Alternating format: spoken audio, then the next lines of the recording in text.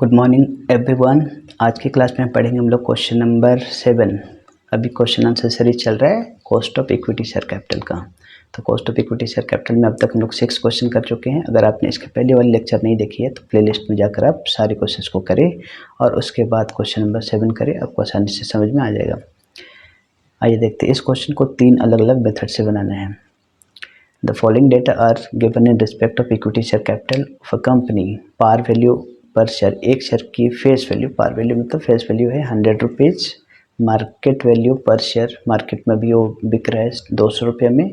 Earning per share है 15 rupees, जबकि dividend per share है 10 रुपीज़। ग्रोथ रेट है 10% every year. You are required to compute the cost of equity share capital based on, ये 3 अलग अलग method से बनाना है। Earning yield method, dividend yield method और डिविडेंड यील्ड ग्रोथ मेथड। तो ग्रोथ वाला जो फार्मूला है वो सबसे लास्ट में लगाएंगे, बाकी में जैसे जैसे बोला है वैसे करेंगे। आइए देखते हैं अर्निंग यील्ड मेथड। तो अर्निंग यील्ड मेथड में KE कॉस्ट ऑफ इक्विटी का फार्मूला क्या होता है, जहां एक्सपेक्टेड डिविडेंड लिखते थे वहां लिखेंगे EPS, earning per share dividend by current market price into 100। Growth अभी नहीं लगाएंगे क्योंकि लास्ट में ग्रोथ वाला से बनाने बोला है। तो यहाँ पर मीनिंग जरूर लिखें। KE मतलब cost of equity. EPS earning per share question में लिखा हुआ होगा 15 रुपीज़। आप कुछ भी लिख रहे तो वहाँ पर उसका फुल फॉर्म आप जरूर से बताइए। और करंट मार्केट प्राइस दिया हुआ है क्वेश्चन में 200 रुपीज़। कोई भी एक्स्ट्रा कॉस्ट, फ्लोटेशन कॉस्ट वगैरह नहीं है, रहता तो उसको माइनस करते हैं। अब हम निकालेंगे KE। तो KE का फार्मूला आपने देखा, earning per share which is 15 rupees divided by current market price 200 into 100। इसको कट कर दो, 15/2 7.5%। ये हुआ cost of equity share capital under earning yield method. इसमें 3 अलग अलग मेथड सब सीख जाएंगे, अब तक जो किए हैं उसी का समरी है। सेकंड है डिविडेंड यील्ड मेथड। तो यहाँ पर अर्निंग पर शेयर वाला जो फार्मूला लगाया था उसके जगह में डिविडेंड लगाएंगे।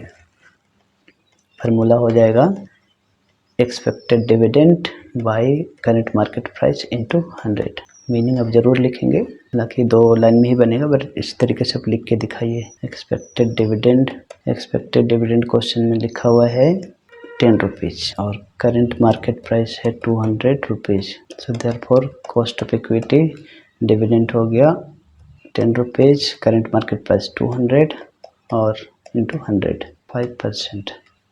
तो इसका आंसर आया 5%। अब है डिविडेंड यील्ड ग्रोथ मेथड। तो डिविडेंड यील्ड जो अभी था वही है, बस उसमें ग्रोथ ऐड कर देना है। तो डिफरेंट मेथड में कैसे फार्मूला अप्लाई करते हैं ये इसमें सीखेंगे। अब KE under dividend yield growth method में क्या करते हैं, ग्रोथ को ऐड कर देते हैं। तो फार्मूला होगा expected dividend by current market price into 100 और प्लस ग्रोथ अगर है तो उसे भी ऐड कर दो। और हमेशा की तरह मीनिंग जरूर लिखेंगे। ये प्रेजेंटेशन का तरीका है, नहीं भी लिखेंगे तो आंसर सेम आएगा, बट आप लिखेंगे तो उसका प्रेजेंटेशन थोड़ा अच्छा रहता है। कॉस्ट ऑफ इक्विटी निकालना है, D फॉर एक्सपेक्टेड डिविडेंड, ये दिया हुआ 10 रुपीज़। P0 मतलब करेंट मार्केट प्राइस और G मतलब ग्रोथ। डिविडेंड में कितना ग्रोथ होने की चांसेस है एवरी ईयर।